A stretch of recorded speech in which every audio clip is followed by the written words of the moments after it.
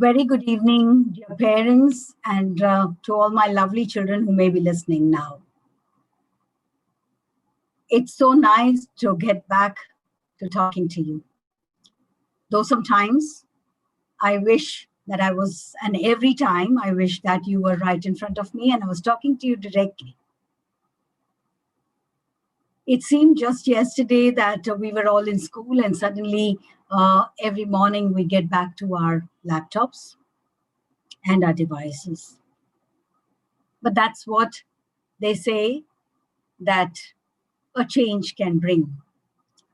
But I wish to congratulate all the students. How beautifully they adapted to the new system. How beautifully they adjusted. How they accepted things. I'm sure that they will be missing coming to school, talking to their friends, talking to their teachers, and having those little chit-chats.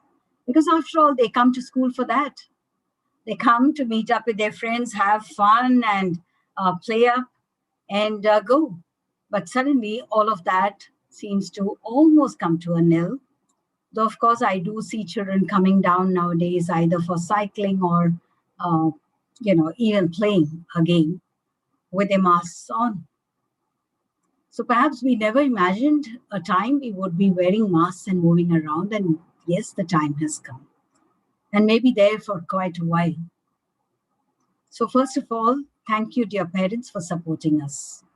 It's only a year since the school opened. When we commenced our school last year, we didn't realize the next June we would be working from our homes. And how beautifully our children have accepted this kind of situation and worked with the teachers to bring out the best. On their part, I wish to congratulate all the teachers, Mrs. Lakshmi Madhusudan, the head of the school, to all the coordinators, to all the teachers, who with all the training that the school provided, quickly took charge of the new kind of teaching learning process. They rose to the occasion of trying to innovate, trying to reinvent, coming to redesigning the entire process of delivering what they wish to deliver. So I think there's just no words that I can say that sometimes a kind of an adversity brings out the best in us, builds resilience, makes us stronger, and helps us to develop skills for a lifetime. So for all those whose technological skills were not so much, it's now the time to really upgrade, upskill, and start enjoying the process. And I think we've all done it very well. So kudos to all the parents who supported their children, to all the teachers who supported the children, and thought that when we speak about being child-centric, this is what it is. It is beyond academics. It's about touching everyone. It's about bringing everything alive just like it was yesterday. And so the children brought out the investiture ceremony, the elections that went, and the so many events that came online. Every festival is being celebrated. They're taking on so many projects, and that is also done online. And everybody is there to listen, view it, and comment on it. What better way that you can have it? I think under the circumstances, this is the best that we could perhaps do. So I now confine myself to academics. More than talking about everything in generic nature, I'd like to be very specific. With the kindergarteners, as is always a practice, there's less of writing and a lot of the oral work. There's so much of recitation, storytelling, because it's all time for language development and numeracy skills. I know some parents are very concerned about the screen time. And as a parent or grandparent, I would also agree with you. However, we have kept it all as per the guidelines that have been given to us by ophthalmologists.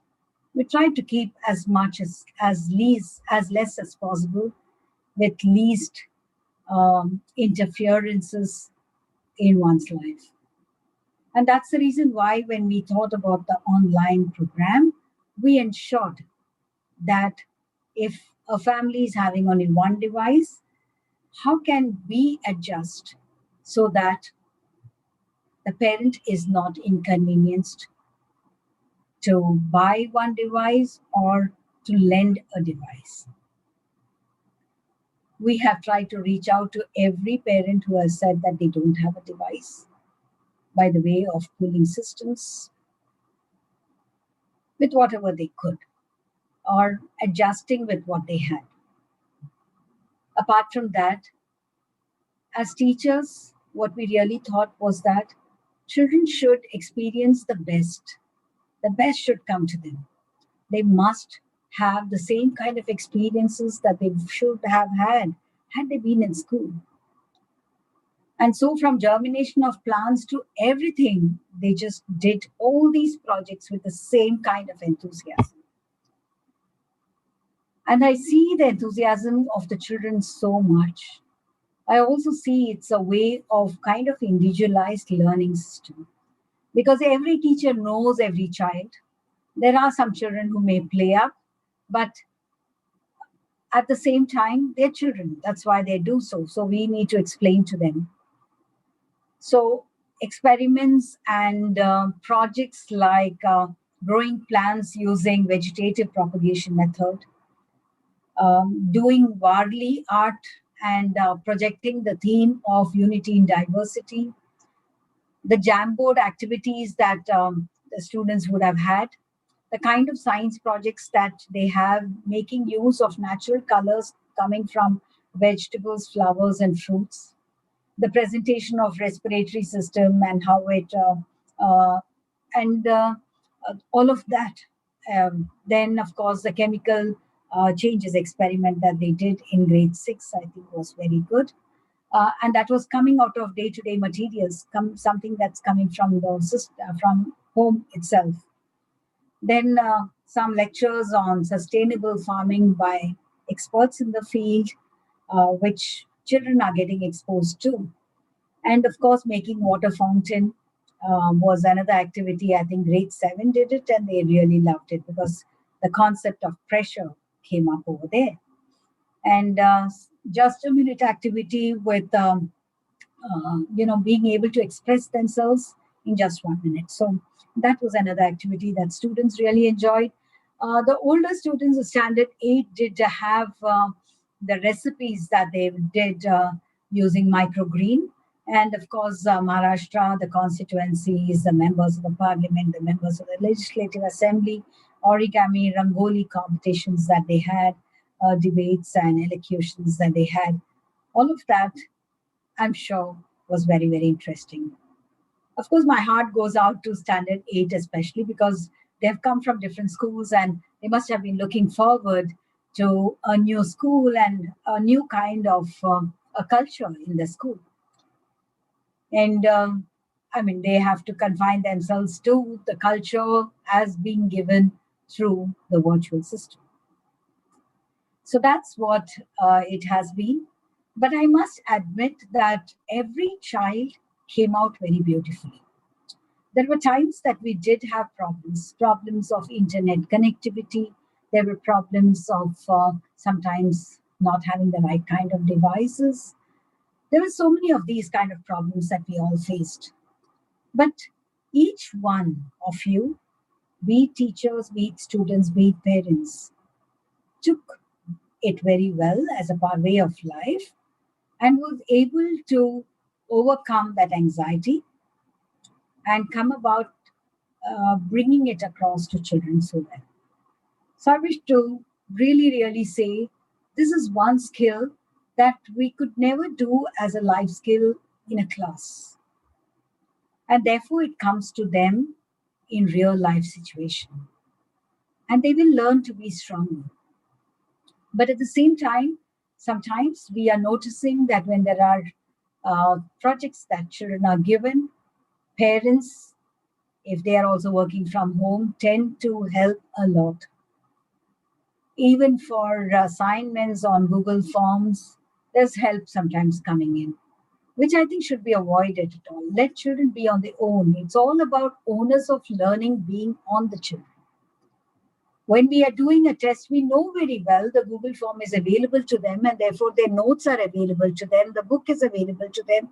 Anyone can be sitting somewhere, a little away and giving you the prompting, the answers. All that is fine. I mean, that's a fact of life that we all know. But am I going to be worried about it? I am not. How do I see it, and how have I told my teachers to see it? Is that if the child even makes a reference and then writes the answer, at least he made the attempt of reading something. When it comes to grade 9 and 10 and 11 and 12, perhaps I will have to see it a little differently. But at this moment of time, I don't have to worry about it at all. I want children to be honest. I want them to be true to themselves. I don't want you to worry too much about what are your kind of scores.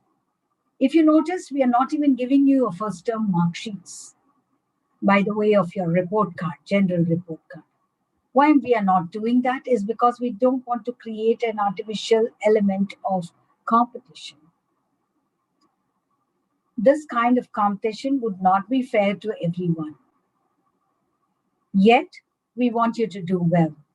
This is a learning process. You may have noticed that we are having a lot of these maybe Google form tests that we can call MCQs, as I would call it. A lot of them.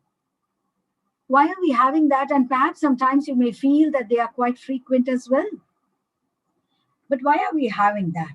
We are having that because I strongly believe that when you do a revision every day, you are building on short-term memory. All of this short-term memory gets enhanced and will consolidate as long-term memory. So when the children write the term exam, whenever they do, they will remember all that they had learned earlier. Because it was also tested, they are very sure of what they know and what they don't know. And when they know what they don't know, they will try and pick up only those that they didn't learn very well.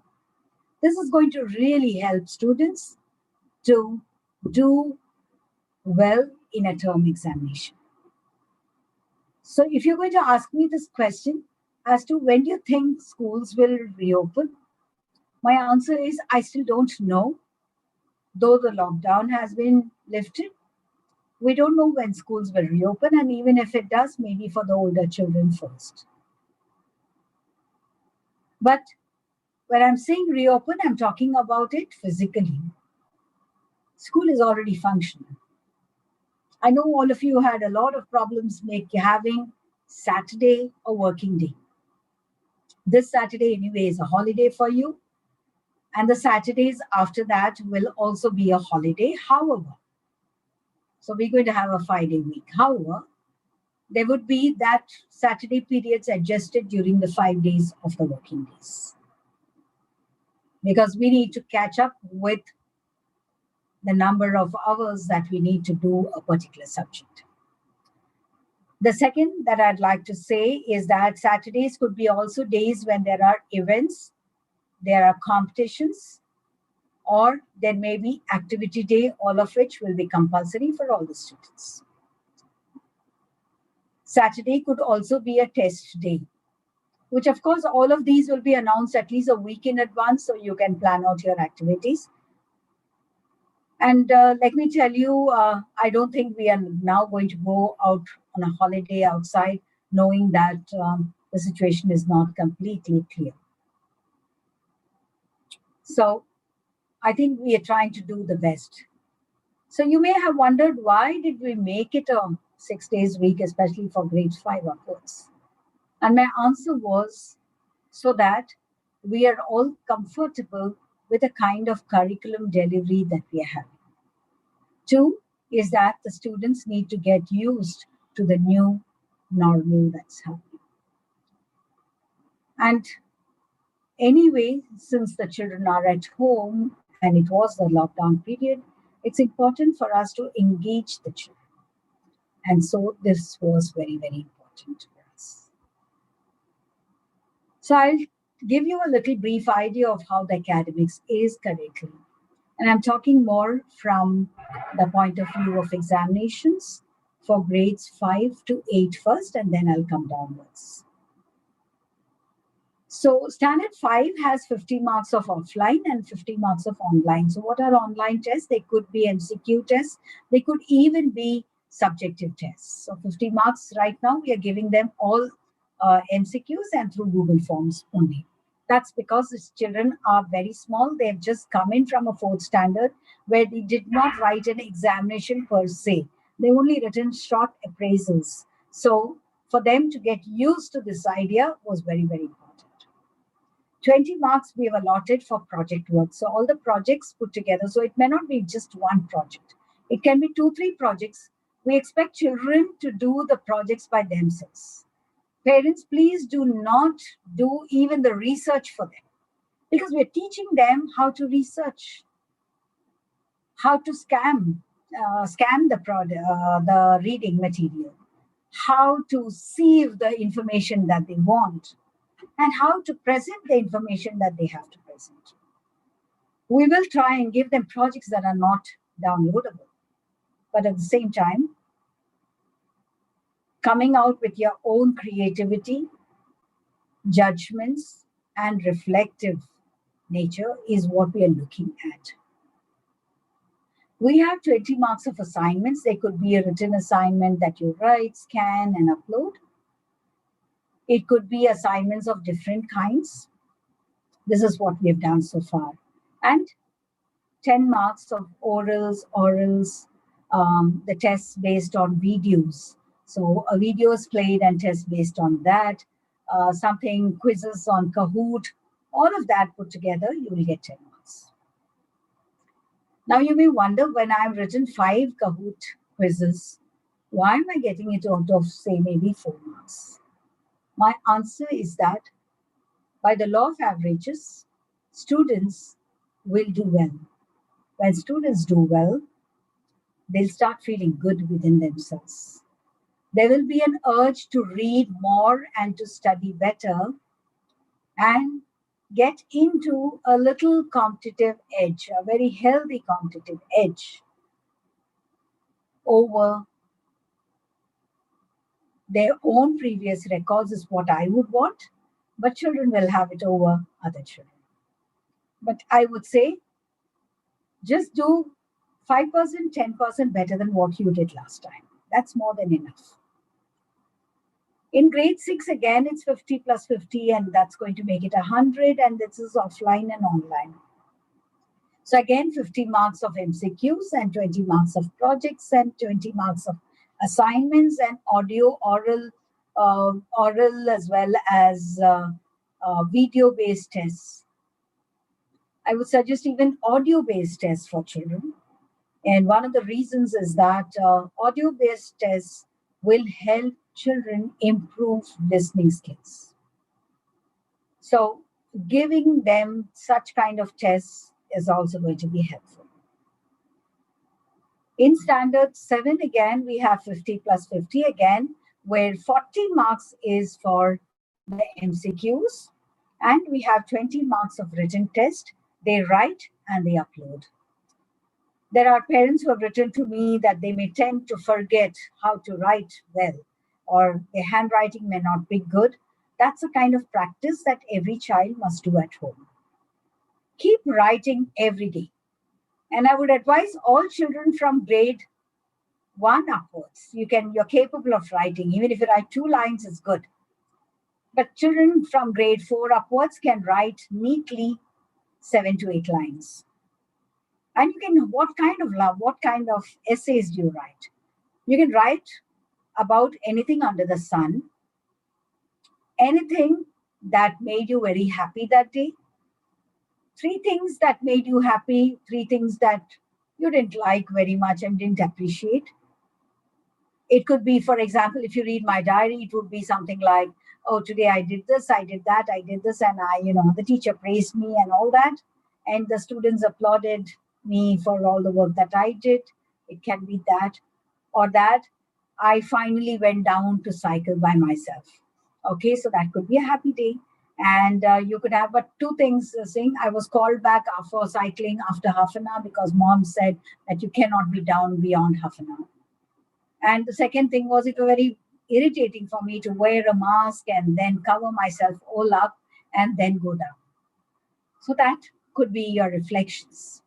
So write down your reflections and do that for a month. And after a month, just read the reflections. You will see that certain days in your diary are very good. You will also see school you enjoyed on maybe Tuesdays, Thursdays, Saturday, whatever, and did not enjoy on Mondays. So you start reflecting again and ask, why don't you enjoy schools on Mondays? That's because Saturday and Sunday I'm at home, and suddenly I have to sort of get up and be active. 2, I'm maybe, because there is a particular subject that on that day, and you may be having a period of that, and you're not very comfortable having that.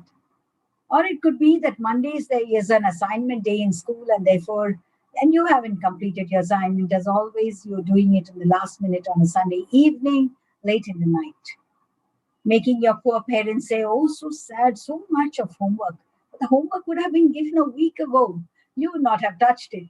Okay? So don't do that. Don't keep postponing things. Procrastination is the worst habit that one can develop, because you'll never be able to catch up after a certain point of time. Anyway, I come back to standard 7 again. So it's 50 or 40 marks of the MCQs, 20 marks written test, and then they upload it, 20 marks of project, and 20 marks of assignments. So the assignments that we give for different subjects could be something like in ICT, for example, in computers. They could have something which is practical and programming kind of a thing. For science and maths, it could be something that is connected to the open door tests that we are conducting, or it could be a worksheet in social studies, or a just a minute activity, or a Jamboard session, or you dress up like a sultan and you talk about what are the activities that you will do in order to for the welfare of the people of your place. You could have map marking. I would encourage teachers to teach children how to do a mind map. That will help students, especially older children, to learn better. So right from grade 3 and 4, you can start off with simple mind maps that you can teach, but do not dictate it to them. Let them draw the mind map that they have picturized in their mind. That will be the best mind map. And if their mind map has some errors, it means they haven't got their concept right. So you can help them in building the concept that they haven't got right. So on the whole, if I see, when you see creative writing or anything, whatever I see that is brought, it brings in a lot of information about the children. One, that children are making an attempt to adapt to the new technology. They had their own challenges, but they have been trying to do it. Parents, we observed, are helping kids to complete the tests and do prompts as well. Please don't do that. Make your child independent. Very important for children to be independent learners, because otherwise, as they grow up, they're going to find it difficult. With the new NEP that is coming up, please understand your children have to be extremely creative, and all the inquisitiveness will have to be catered to by the way of challenging activities and learning experiences. In fact, our teaching methodologies may undergo a change. As you all aware, the NEP, the whole education system, is going to go through a complete change across the country. The NEP is the new national education policy that 2020 that has come up and was announced in July.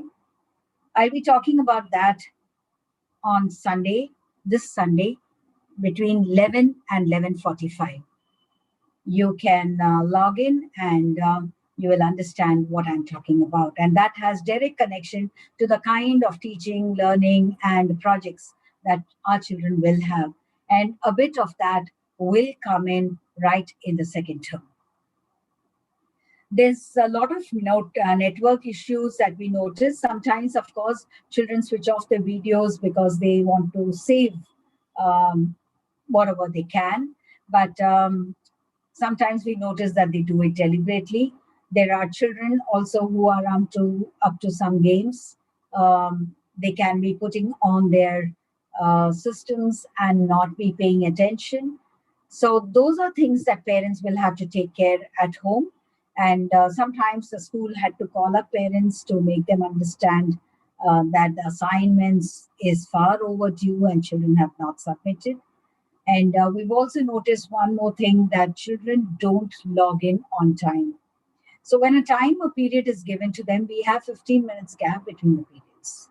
And after the Diwali, we will be increasing that Saturday period will be adjusted during the working days. So we may reduce that 15 minutes to 10 minutes slot so that they can catch up. For the younger ones, it won't change. Till grade 4, nothing will change. But yes, they are very, very enthusiastic about doing everything that they do. And what the teachers are doing is, with regards to science, is that they are performing the experiments. It's a demonstration that they are showing. The children write down in their notebooks all that they have observed. So I call it a reverse practicals. Reverse practicals is where they already get what is the reading, and then they come back to understanding how the reading happened and drawing their inferences. The planning for the second term will be very similar to what we have done in the first term. But we may, of course, try and add up a little twists and turns in everything that we do. I know it's going to be very difficult for parents to say that it's all right if children don't score marks. But my answer to you is that please allow your children to make mistakes. If they don't make mistakes now, when are they going to make?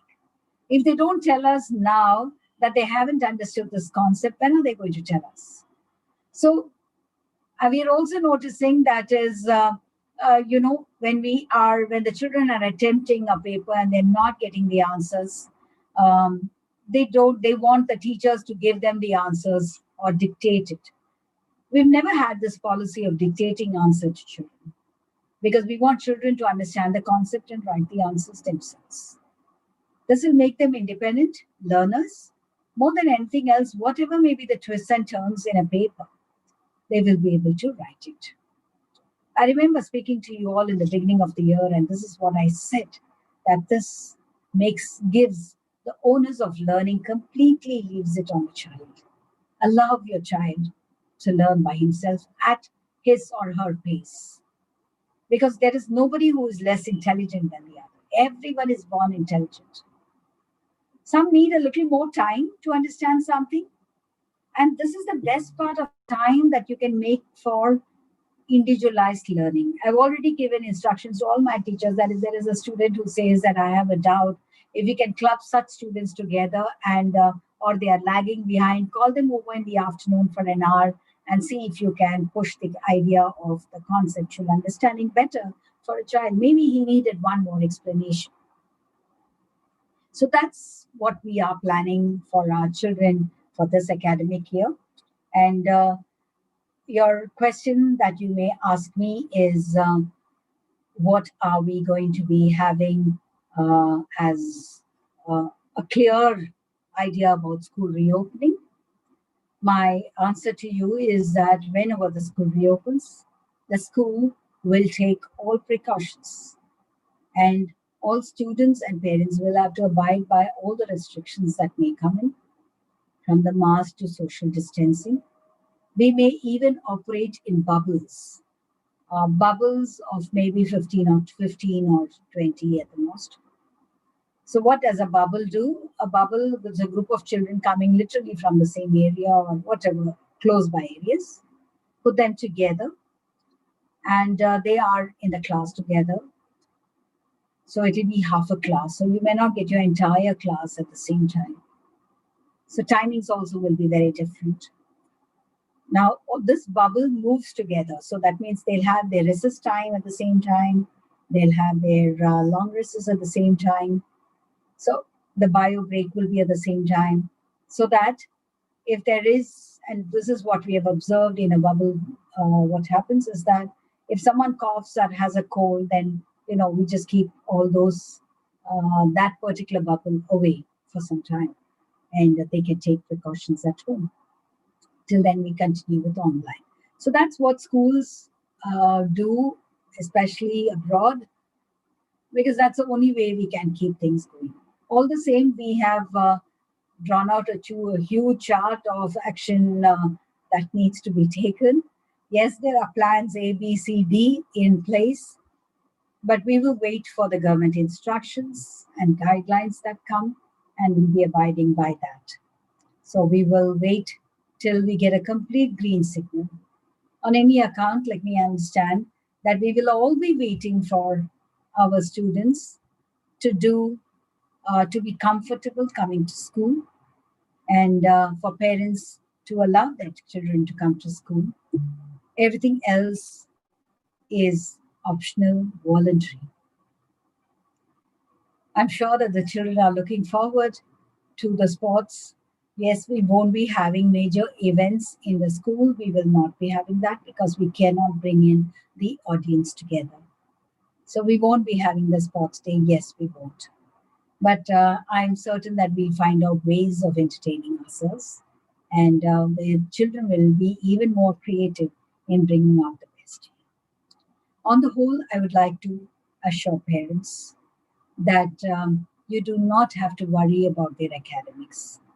The council to which we are planning to get ourselves affiliated to is already, very, very student friendly, very child centric curriculum. And they have cut short a lot of their chapters in the senior classes so that the students of standard 10 and 12 who are appearing for the board examinations are comfortable doing that. We've done the similar thing with all our grades 6, 7, and 8 as well. We've tried to merge, we've tried to remove things that are not so relevant now. But at the same time, I must say that certain skills, certain competencies, or certain amount of knowledge, if I can put, based on their age, children must have. Otherwise, it will become a complete cakewalk for the children.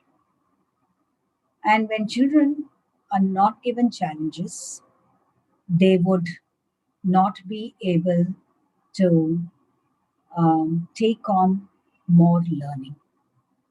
There are suggestions that we have more competitions in school, and I will agree to it. I like competitions as much as I like collaborative activities.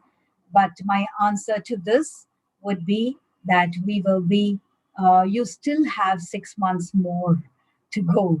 Okay, so we were just waiting for children to get used to it over a period of time. Right now, we'll have Rangoli, we may have a whole lot of other events. And at some period of time, in the next 6 months, you will see a lot more competitions. Now that there is no annual day when we are going to give away any prizes, we will be giving them. Students will all get the e-certificates and you can download it and take printouts. So that's about competitions that I'm going to be putting across for parents.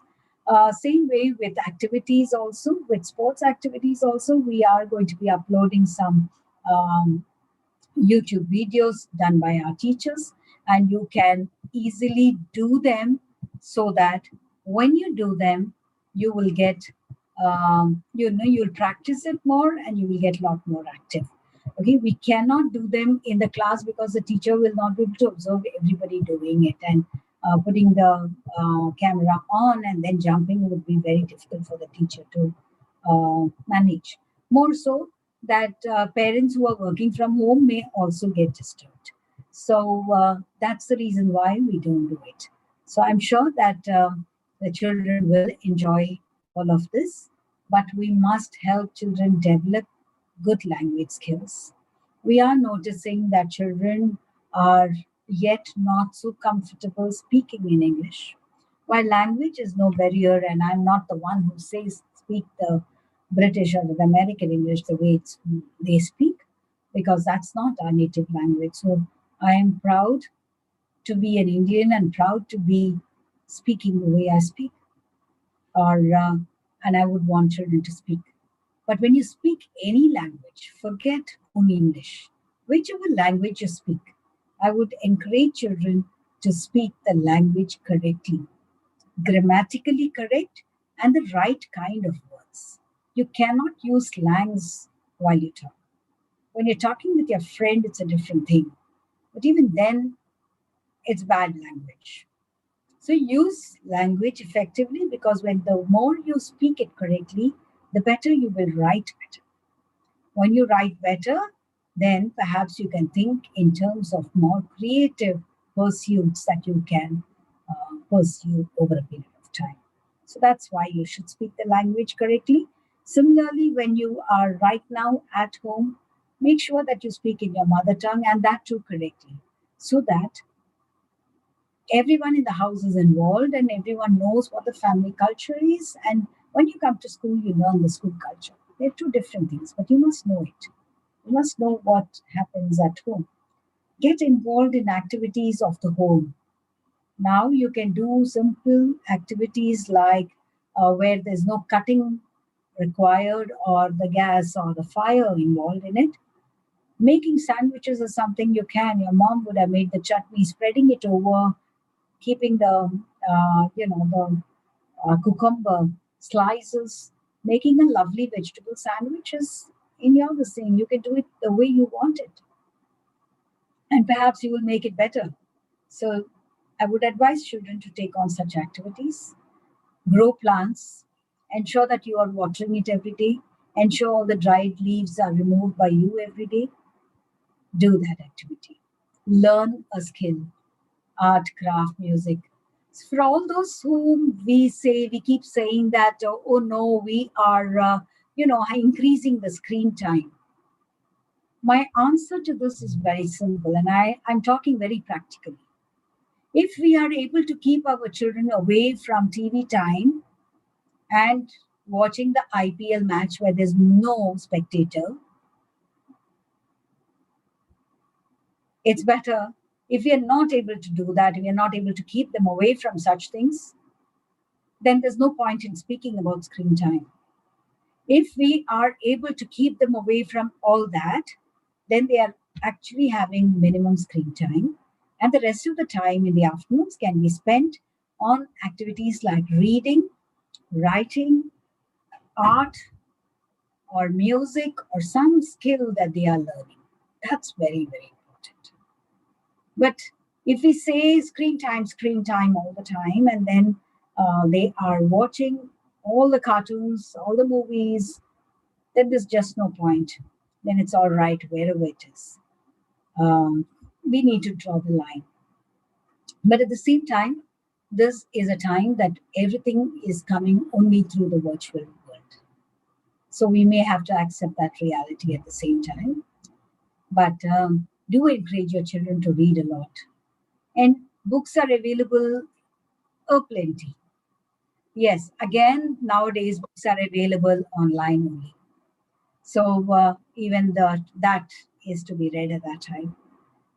I have no answer for that, that how do I read again online? But yes, they are reading scripts. That's what it is. But your children can also practice an art. If they are good at mimicking, they can practice that art of mimicking. If they are good at storytelling, they could practice that. If they're good at writing, they could write books. So we are going to come across with those kind of opportunities where your little ones will be able to write books and we publish it for them. But it has to be original, and I don't want the parents to write it for them, because I can make out I don't need a software to tell where there is plagiarism.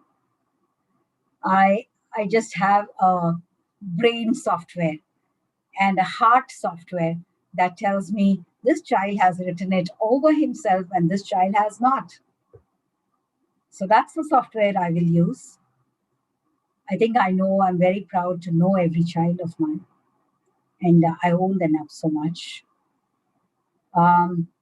Answers to questions be coming across shortly with regards to um, what we are going to be offering to you will come to you on Sunday of the activities that you will be getting. So Minds Park, Karadi Path has already come across to the kindergartners. And so all of that will start rolling out because everybody had a kind of a gap. And unless the gaps are filled, we wouldn't want to take on something new. So I'll come up with more interesting announcements on Sunday, 11 a.m. to 11:45. Please tune in to the same channel, and I will be sending you all an invite. Please join me. But I just thought I spoke to you almost 5 months back, and I haven't come online at all. So you may wonder what happened to the report cards, what happened to this. I just wanted to reassure you that we are having all the marks of the students. We are keeping a complete track of their academic records and their cultural and their sports contributions. We know your children very well. We want to take them to the next level, and we will take them to the next level. All that needs to be done or will be done in this academic year for every child, so that there are no gaps in the learning at all. So we may do it, intermittently, depending upon what are the kind of responses we get or what needs to be plugged in first. But on the whole, we want to give a wonderful learning experience to the child. We want your children to be happy while they are at school. And all the academics, I won't advise parents to just leave it to the teachers. They will take that fairly, very well ahead. So on that note, I take leave and assuring you of the best that can come from Singhania Schools. We will come together and let's just hope and pray that schools reopen very quickly and we are able to open the gates of our school very happily to welcome all our children. Thank you very much.